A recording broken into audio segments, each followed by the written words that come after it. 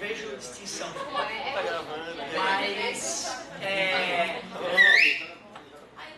te comentei já, né, cara, do método de Stanislavski. Já te falei? O tal de Stanislavski foi um teatrólogo russo. E esse teatrólogo, ele percebeu, estudando, né, um pouquinho da cultura humana, que as sensações que nós temos dentro de nós são universais.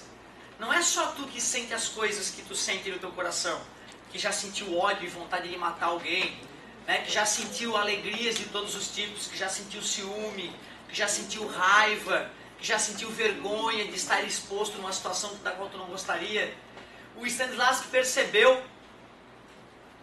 que, independentemente da tua criação e da tua cultura, esses sentimentos são universais. Ah, pessoal, mas dizem que saudade só existe na língua portuguesa. Talvez uma palavra tão específica e tão boa para representar o sentimento, não, né? Mas o sentimento de sentir falta de alguém, ele é universal, não tenho dúvida disso. E aí, olha só o que esse cara falou. Se tu quiser um dia demonstrar na frente de alguém uma dessas sensações, o que melhor do que reviver essa sensação que tu já teve? Queres representar ódio e raiva no ato da cena? Numa cena específica? Lembre, reviva na tua mente um momento que tu teve muita raiva. Olha que interessante, né? Queres fazer com que o espectador acredite que está sofrendo pela morte do outro ator? Reviva a morte de um ente querido na tua mente na hora. Não tem como não se emocionar, não tem como não chorar de verdade. Que viagem, né? Aí o cara entende por que muitos atores, ao encenar personagens fortes, né, às vezes se perdem, né, bicho? Porque na verdade, se tu for usar as técnicas teatrais, tu vai viver o que está acontecendo. Senão o público vai te achar um canastrão. Vai achar que tu botou aqueles cristalzinhos no olho para as lágrimas correr, aquela coisa idiota, não consegue chorar de verdade na frente do público, que vergonha. Então tu vê que técnica foda, né, cara? Que bicho ninja esse Stanislavski, teatrólogo russo. Nas próximas Olimpíadas tu pode usar essa técnica, né, para representar melhor, né? Se bem que vocês foram bem pra caramba. Que isso, gente? A galera leva pro mal, né, cara? O cara para a aula de física pra ensinar técnica de teatro e tudo isso. O do primeiro ano foi Vai pra cima, eu acho que ele tá doendo. Porque ele chorou e não é, né? O dia de ensaio ele acha que talvez quando ele ensaiar. Cara, eu não tô falando daquilo que eu fiz lá, pelo amor de Deus, aquilo foi a coisa mais canastrona que existe. Quantos ensaios? Zero, cara. Teve meio ensaio, te juro. Minutos antes da apresentação a gente desceu lá tudo nervoso, eles queriam desistir. Eu falei, não, gente, vamos inventar na hora. Vamos inventar, vamos fazer o que sempre aconteceu na nossa aula. Pega a boca, saindo meia boca. Ô, galerinha, meia boca. Pior, cara, eu confesso. Realmente, se tu comparar tua boca com o resto do mundo, vai falar.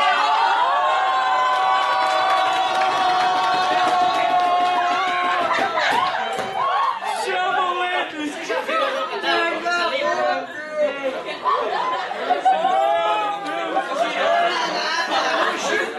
Tirou! Que é isso,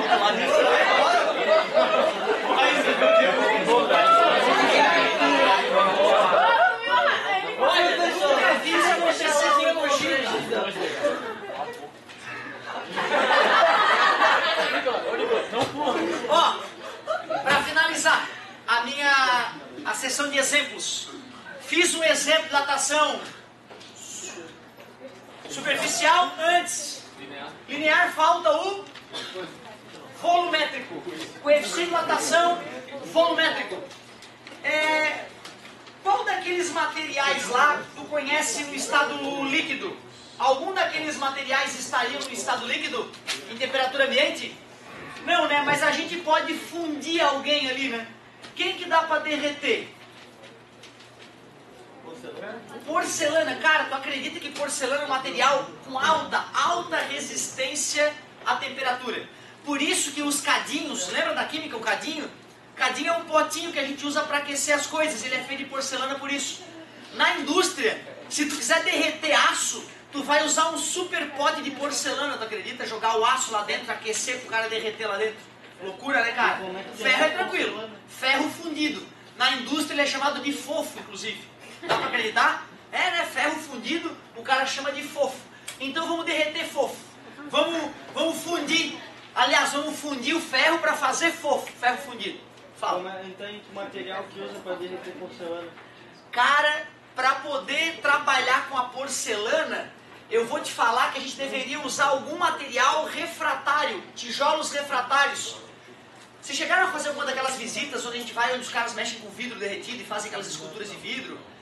Aquele forno, lá dentro do forno, né, a altíssima temperatura, lá tem um recipiente, geralmente de algum material refratário, alguma porcelana especial, para a gente poder derreter o vidro.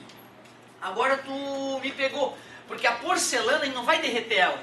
A gente vai fazer uma argila, vai moldar essa argila molhada e vai botar esse pote de argila molhada para secar dentro do forno, né?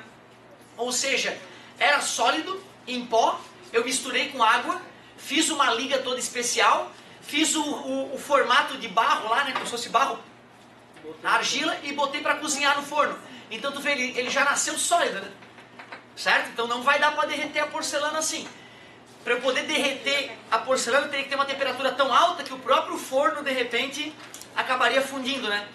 Como é que eles fazem então para aquecer gás a temperaturas próximas do interior de uma estrela, a milhões de graus Celsius? Eles têm que usar um forno que afasta o gás magneticamente das paredes. Ou seja, eu vou aquecer um gás aqui e vou usar ímãs para deixar o gás afastado da parede do forno, para o forno não derreter junto. Foda, hein? Altas perguntas, meu querido.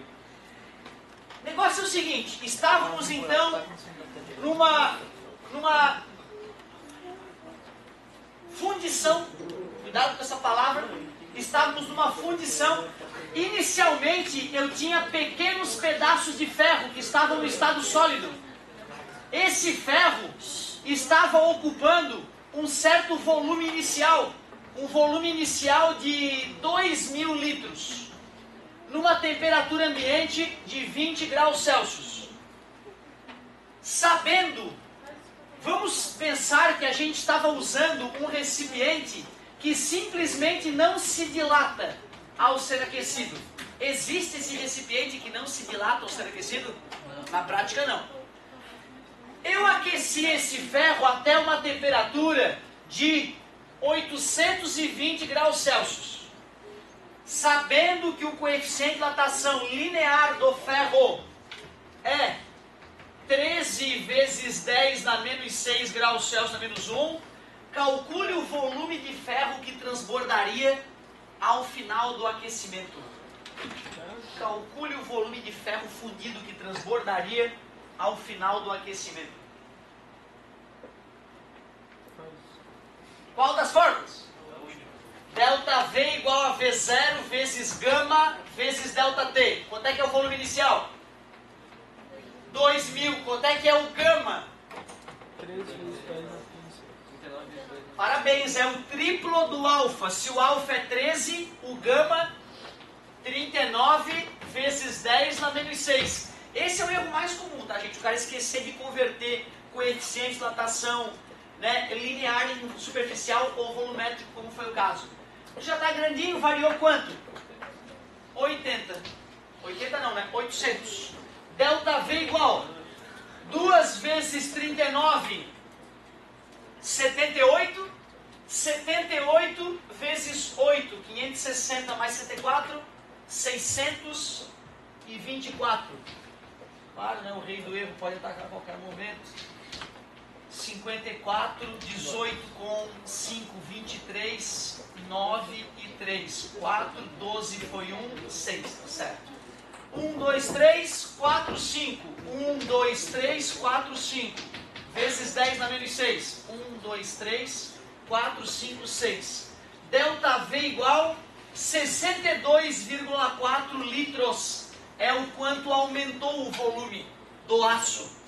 E já que esse aço se dilatou, se esse recipiente fosse um recipiente cujo volume não variasse, eu ia perceber ferro fundido transbordando o recipiente na indústria.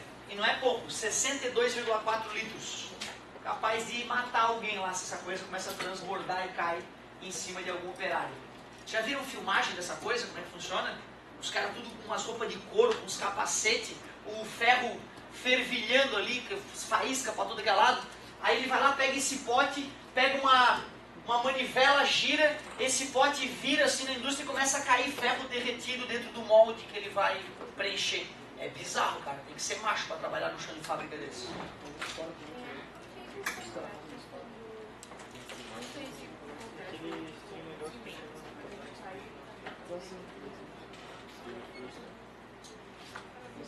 Interessante, ó. Quando a gente vai fazer um derrame de concreto em algum lugar,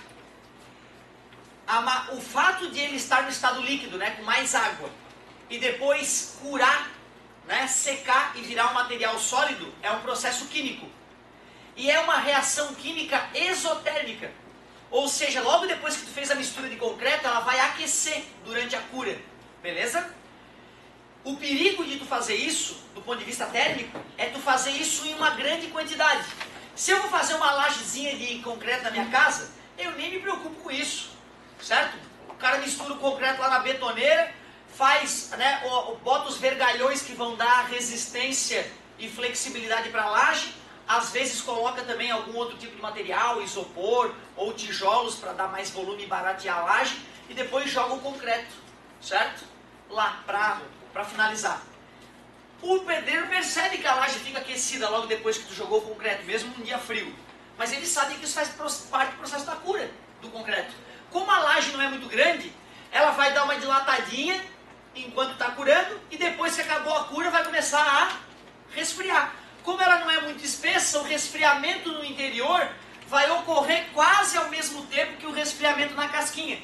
Lembra, né? A comida, né? Ela esfria primeiro por fora, dentro pode estar quente ainda, né? Concorda comigo? Certo? Desde que não tenha sido aquecido no micro-ondas, né? Certo?